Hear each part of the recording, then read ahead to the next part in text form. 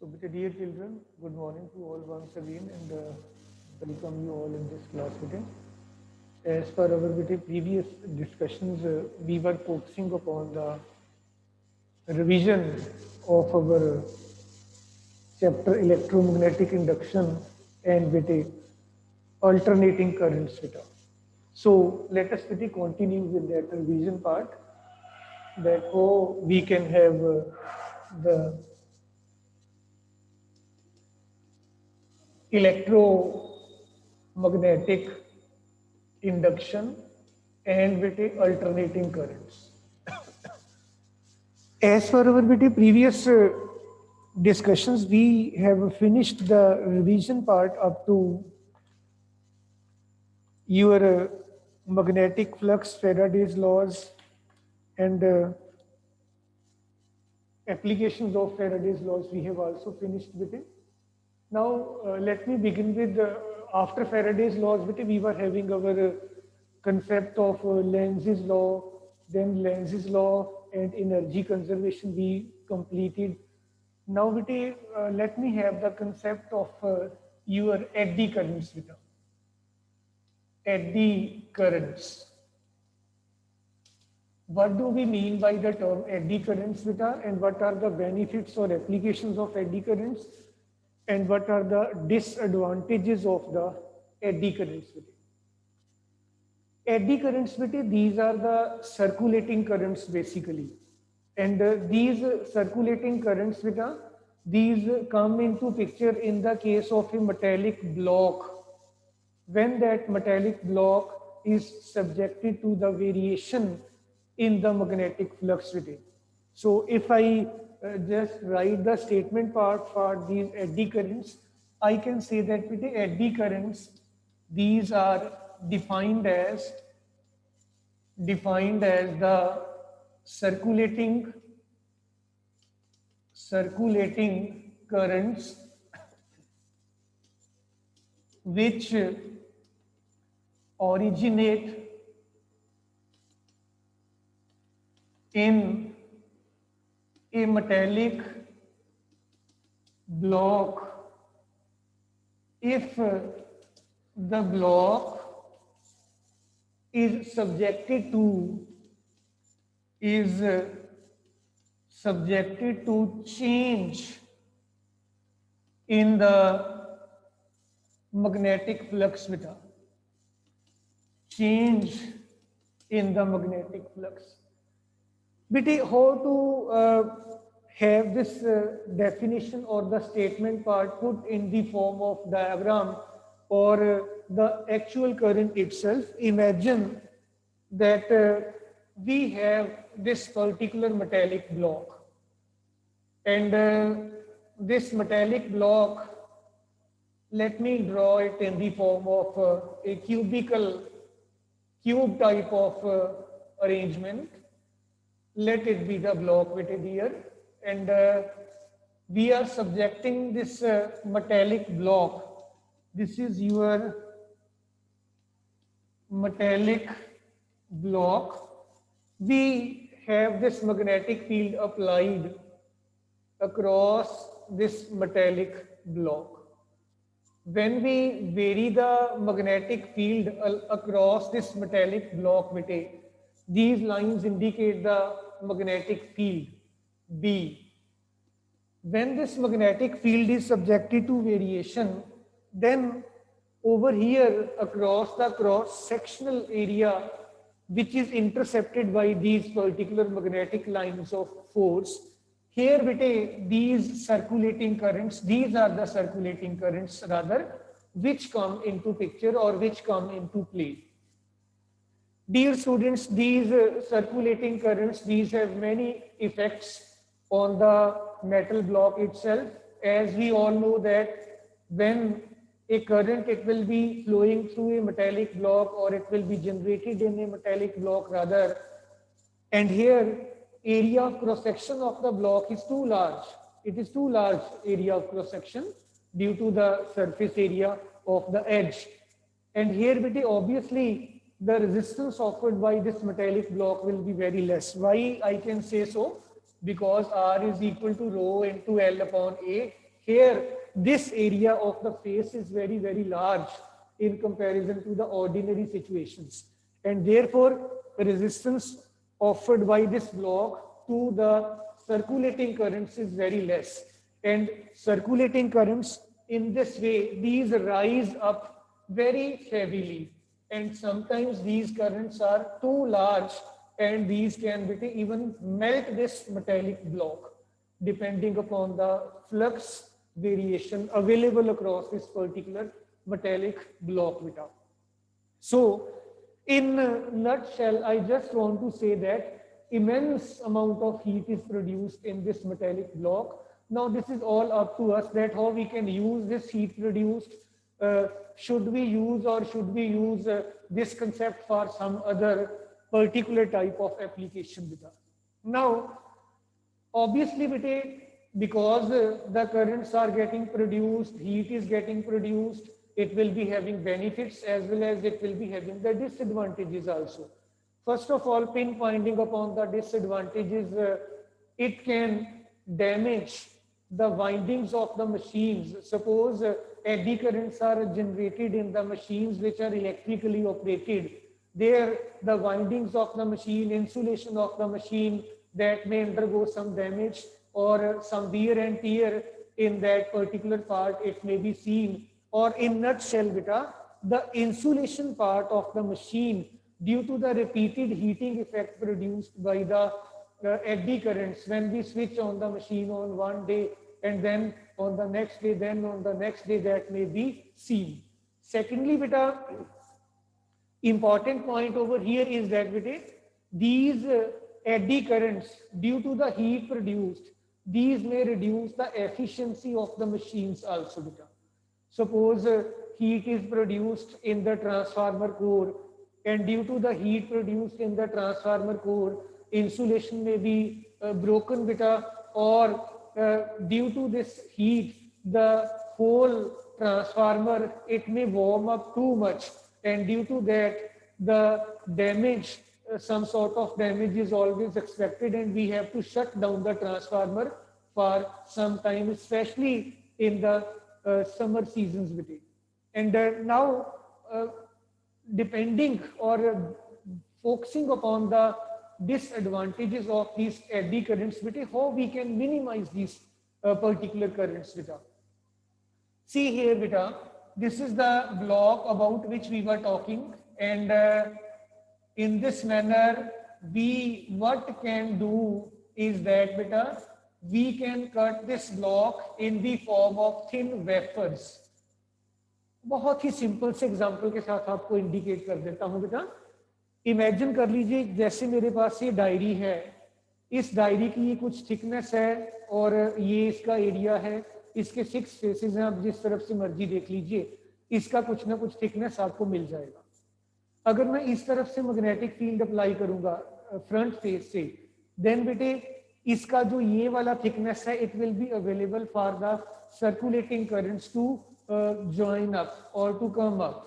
Now what happens बेटे, मैं इसको इस तरीके से कट कर देता हूँ पेज वाइज. जैसे एक एक पेज मैंने कट कर दिया, इनको जिस तरीके से पेजेस आपके इस नोटबुक में अवेलेबल हैं, इस तरीके से इसको कट कर करके थिन वेफर्स बना लिए. और वो जो वेफर्स हैं, these wafers are then insulated from each other, and you can well imagine what is the thickness of a page. And in that case, when the thickness of the page will be very less, the resistance offered will become high, and your currents, if these may not join up to give a large current due to the insulation part also. One wafer well insulated from the other. If some eddy currents is produced in the one metallic wafer, that will not get added up to the second one, and these in the nutshell will be not damaging your whole setup. So what may be done over here is that we can cut the thin wafers in this manner, or these wafers are then insulated, and after insulation, these are then again fitted in the form of this cube or cubical structure, and then it can be used in any part of the machine where it is wanted. So In this manner, beta, we can stop the circulating currents to come up heavily, beta, just by insulating the thin wafers. So this was beta disadvantages part and how to come up with these disadvantages. Now, dear children, what are the benefits of eddy currents? Eddy currents has got so many applications in our daily life. The, the electrically operated train, it has got the braking system which works on the principle of eddy currents, beta. And furthermore, our ceiling fans, they work on the principle of eddy currents. Induction motor is there. And then in the case of metallurgy, you especially deal with the different type of metallurgical processes in your chemistry, and you obviously come to know that the raw metals or the ores, they need to be heated up to a very, very, very, very high temperature in order to extract the precious metals from those ores. Now what is done? Blast furnace may be adopted, or simply the furnace which is based upon the principle of the eddy currents, it may be adopted. It will, the whole raw metal block or the block of the ore, it is subjected to the varying magnetic flux automatically due to the intense heat produced, that will melt away, and the melt of that particular material can be used for the further purification processes as per our requirement. Then after this, in our daily life, you drive your two-wheelers, four-wheelers, etc. You obviously come across the odometer. You obviously come across the different type of meters which are indicating the speed or the distance covered on the vehicle, maybe speedometer, maybe odometer. These all work on the principle of eddy currents. There is a small magnet, just like I can show you. Suppose as it is the piece of a chalk, as this is the piece of a chalk, just like the thickness of this chalk, a small magnet is placed in the front wheel axle. And this magnet, it rotates as the wheel will be rotating, it will also rotate this way. And when it is rotating, there is a aluminium drum around this magnet, I hope you may be visualizing this, consider the picture of the front wheel of your vehicle in your mind, axle of the front wheel, center of the axle, that is having a small fine magnet. As the wheel will be rotating during the forward motion of the vehicle, this magnet, it will also rotate in this manner. And when it will be rotating, there is a aluminium drum around this particular magnet. Eddy currents are generated in the aluminium drum which is around this magnet, and those eddy currents then transfer to the odometer. Calibrated scale is there, and that scale can read out the speed or the distance covered for you in that case. So, dear children, in this manner, we can take the case of our eddy currents and their applications as such. After the concept of these eddy currents, I come across very important topic, that is self-induction. Let us discuss this in detail. What do we mean by the term self-induction? Self-induction, basically, this is the phenomena which is also known as inertia of electricity. Inertia of electricity or self-induction, these are one and the same things. What self-induction is? Self-induction, it is the phenomena by virtue of which growth as well as the decay of the current is delayed when the current is given to a circular coil or simply a coil. Let me take the help of the diagram. Imagine that we have this circular coil, and it is made up of a good conductor, you can see. And here I have one particular source of EMF, maybe the battery, and in this place I can make use of the key. This is the tapping type of key in order to make or break the circuit frequently. This is your inductor. Pure inductor is there. When this key will be closed, your circuit will be completed. Electric current will start flowing through this wire, and as it will come across this inductor, the inductor will oppose the growth of the current immediately. It will not always be opposing, but it will be opposing until the current attains its maximum value beta. So I mean to say that an opposite EMF, that is known as back EMF beta, that will be developed in this inductor, and this EMF, it will delay the growth of the current. Second situation, when you switch off this circuit, you plug out the key, then what will happen? The current, it will start decaying, it will start becoming less. Now what is expected? We always expect that there should be the decay of the current or the decrease in the value of the current with immediate effect as we switch off the circuit or plug out the key. But it is not always so. Again, back EMF will be developed, but now it will be in the opposite direction. It will again delay the decay of the current. If I plot it with the help of a graph, dear children, you will come to know that how this growth or delay of current is affected with the particular setup. Let us imagine this is the time on this axis, this is the current we are taking. Your current never becomes immediately maximum. It slightly and slightly and slightly and slightly, it will attain its maximum value. Say this is the maximum value. And when you switch off the circuit, you plug out the key. This was your peak value of the current. This much is the time which is taken by this circuit in order to let the current reach its maximum value. And then when you plug out the key, you switch off the circuit again. This time the current, it will be not getting its zero value immediately. The current will become zero after some span of time beta, or you can note this is the time taken by the current. So O, A and C, this type of graph you always expect. So dear student, not writing the definition and all that, just I will be repeating the definition and this whole setup beta.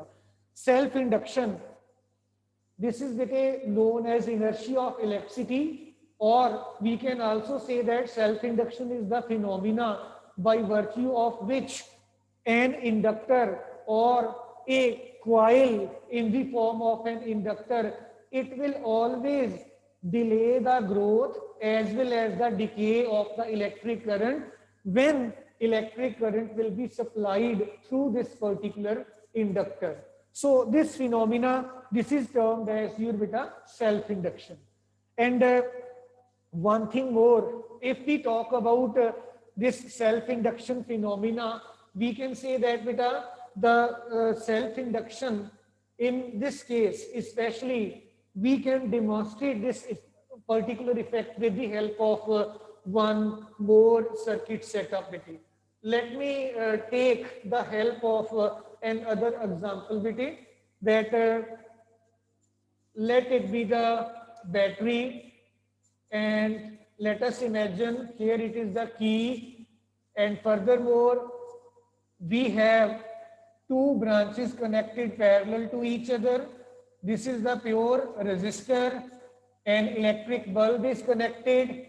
Here it is the pure inductor and other electric bulb is connected. These bulbs are identical bulbs and these are further in this manner connected with them. This way. As we will be plugging in the key, we expect an electric current to flow in this way in the circuit. And dear children, who over here, this is your pure resistor, this is your pure inductor. Electric current will flow through these two branches. The bulb, let me call this as B1 and B2. These two bulbs are identical. Identical means their power ratings are equal. The pure resistor it will never delay the growth of the current. Your bulb B1 will glow to the maximum immediately, beta. Immediately, the bulb B1 will glow to the full, and the bulb B2, it will be beta first a little bit dim, and then it will glow little, then little, then little, and then after some time, the time taken as I have indicated in the graph, dear children, that much time it will take in order to become fully bright beta. So this particular setup of the circuit, it demonstrates the effect of the self-induction in a well manner. The reverse is obviously true. What we can do now, we can plug out the key, we can disconnect the circuit. Bulb B1, it will get off immediately, but the bulb B2, it will not get off immediately. It will become dim, another dim, and then it will die out. So is your beta self-induction. And beta, dear students, as we were talking about the phenomena of self-induction, and furthermore we were saying that it is the magnetic flux responsible for the phenomena of self-induction also beta. Magnetic flux phi, this is basically directly dependent upon the current I, or magnetic flux phi, this is equal to L into I.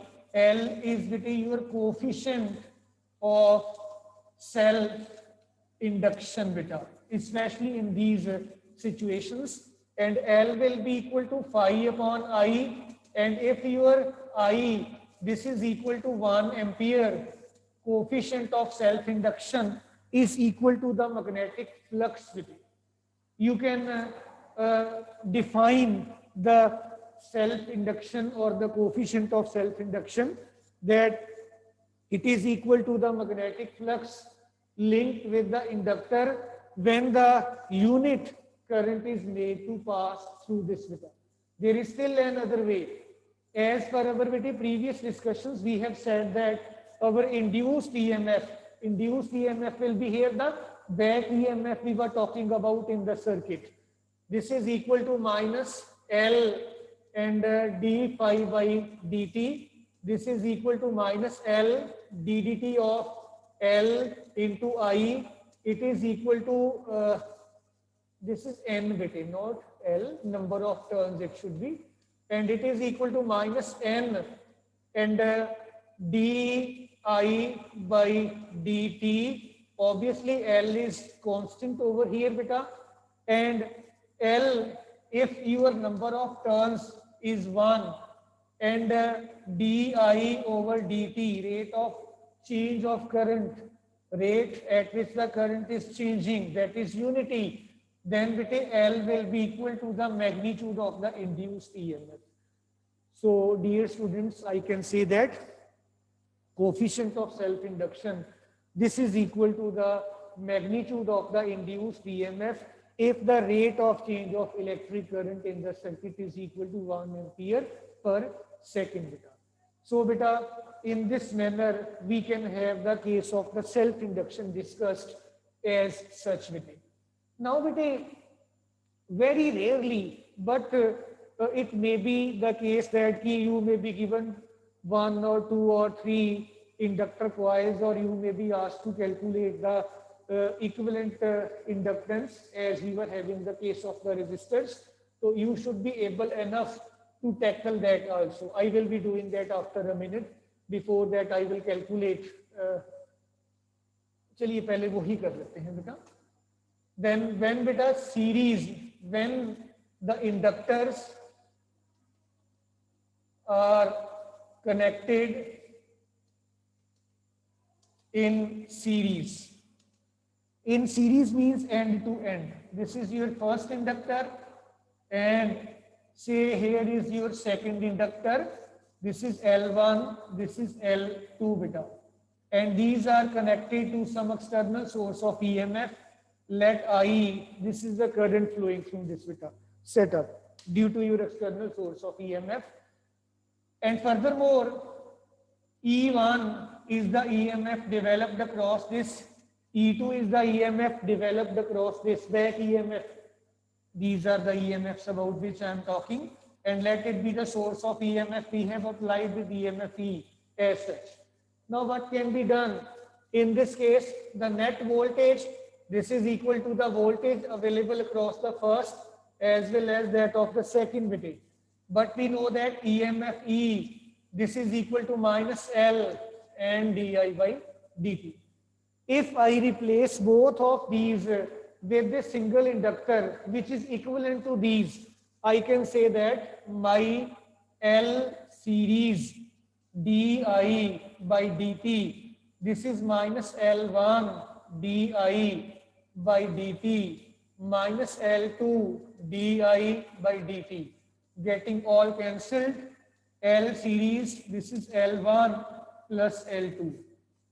And at the same time, if these are connected in parallel, then beta we can adopt the treatment, rather mathematical treatment, in a different way. Suppose this is your first inductor and this is your second inductor.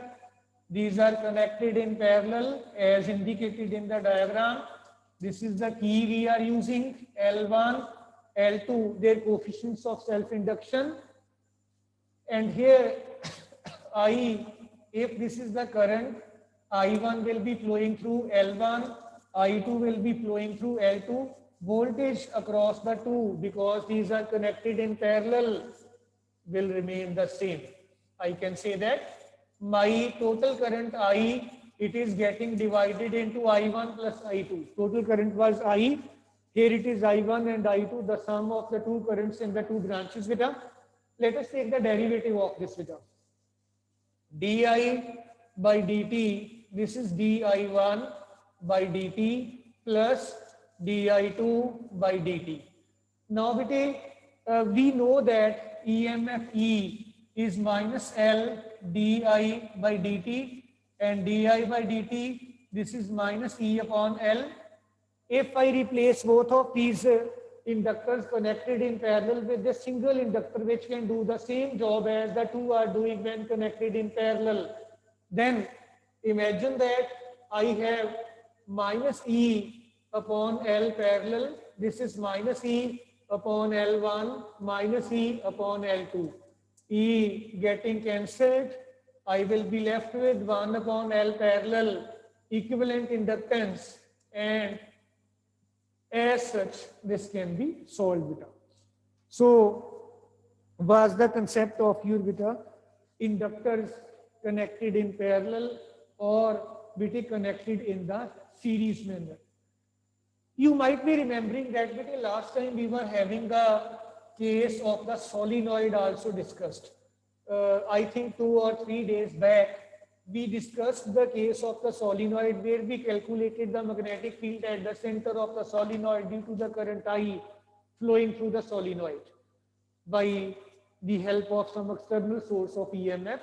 Now let us try to calculate the coefficient of self-induction for a long solenoid. Beta. L for a solenoid. It is very repeatedly asked by CBSE how you can calculate the coefficient of self-induction for a solenoid. Dear children, imagine that here we have this solenoid and this solenoid is subjected to this source of EMF in this manner, and we have connected the circuit in this way. Dear children, magnetic field B, that was mu naught into N into I, we have derived this relationship. This is the magnetic field at the center of the solenoid with small n as the number of turns per unit length. This thing we have defined. Imagine now that small l is the length and capital A, this is the area of cross section of each turn, and I, let it be the current flowing through this fitting. I can say that total number of turns, it will be number of turns per unit length multiplied by the length. So small n, it can be replaced by capital N by L. as such also beta. Dear students, magnetic flux phi linked with the solenoid, this is equal to B into A, and phi, this is equal to B mu naught into N into I A. It is the area of cross section of your solenoid beta. So dear children, I can say that in this case, my magnetic flux, if I take into account all the turns, this was for single turn. This is because your small m, it is the number of turns per unit length. Because I am having the length L, magnetic flux will be mu naught N L I into A बेटे. ये relationship बेटे हम discuss कर चुके हैं already. And sorry, N के साथ multiply करना एक रह गया, फिर से ध्यान से देखिएगा. टोटल नंबर ऑफ टर्न्स आपके पास कितनी है? N into L. ये सिंगल टर्न के लिए था. सो टोटल मैग्नेटिक फ्लक्स कितना हो गया? Mu naught N I A into N L. So this is mu naught N square into L into I into A बेटे. नाउ फर्दर मोर बेटे, as just now we were discussing that magnetic flux phi, this is equal to L, coefficient of self induction, into I, that is phi, this is equal to L into I. I can compare these two beta, and on comparing these two, L into I, this is equal to mu naught n square LIA. I will get cancelled, and L is equal to mu naught n square into L into A. This is the self induction for a long solenoid.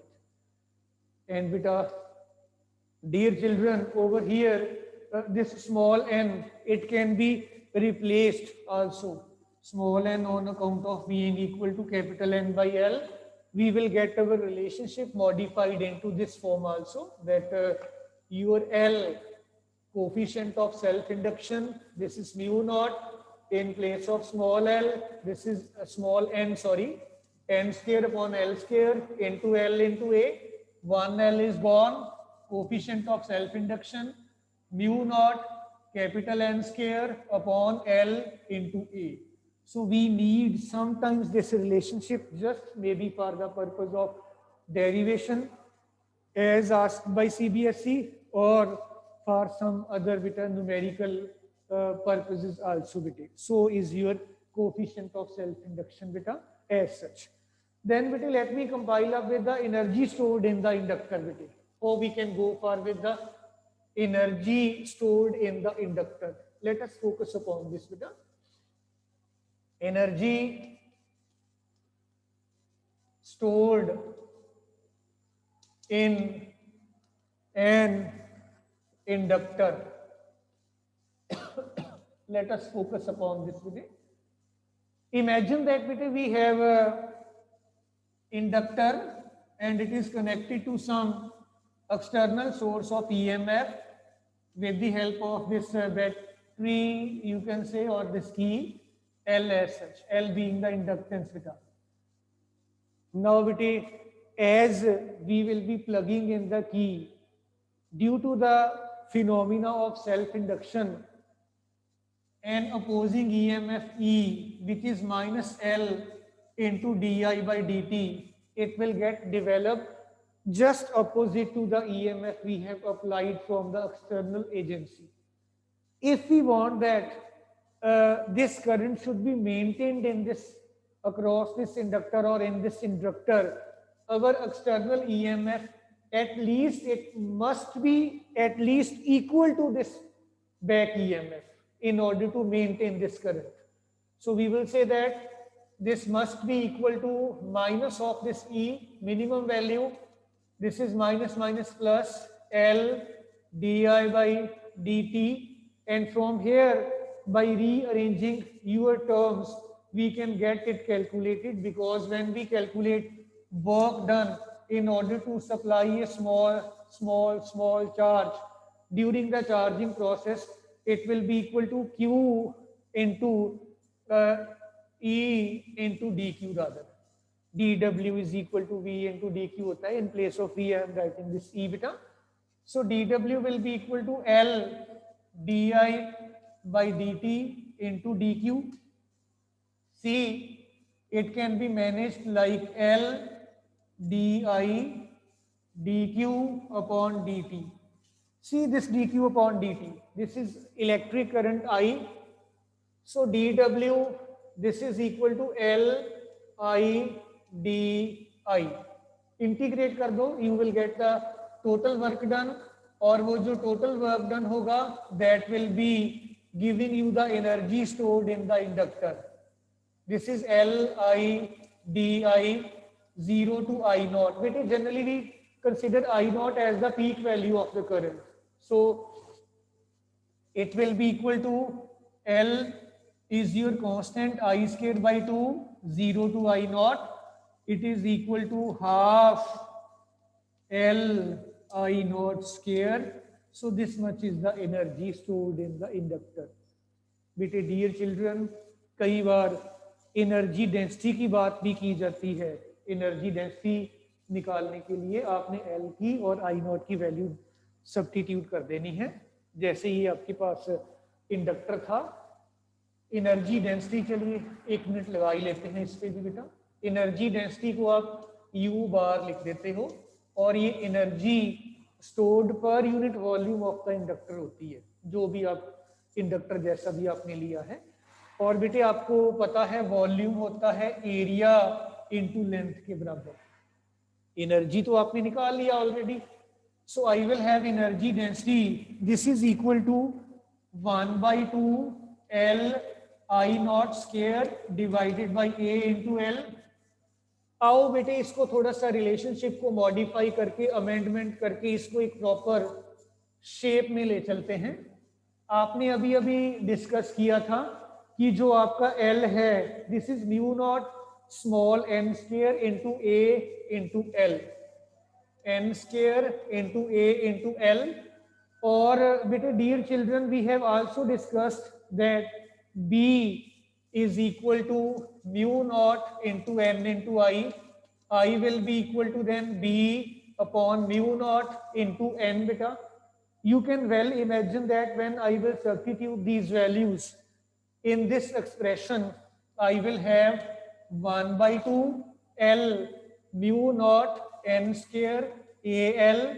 और आपके पास बेटे जो था ये आई not का square, इसका square मुझे यहाँ पे करना पड़ेगा. ये आपके पास आ जाएगा B square upon mu naught square n square divided by this volume A L. ये तो कट गया, म्यू नॉट ए कट गया, एन स्केयर कट गया. ये एनर्जी डेंसिटी है. एनर्जी डेंसिटी आ गया 1/2 बी स्केयर, और साथ में म्यू नॉट बच गया. सो एनर्जी डेंसिटी इज बेटे B square upon 2 mu naught बेटा. तो ये जैसे आपने बेटे कैपेसिटर में एनर्जी डेंसिटी निकाला था, बिल्कुल वैसे ही है बेटा. So dear children, hope you have studied this well, and we have just made an effort in order to refresh all the ideas to you. I will try my level best to finish this chapter tomorrow, and after that we will focus upon optics beta. So dear children, bell has gone. So thank you all beta. Thank you all beta. We will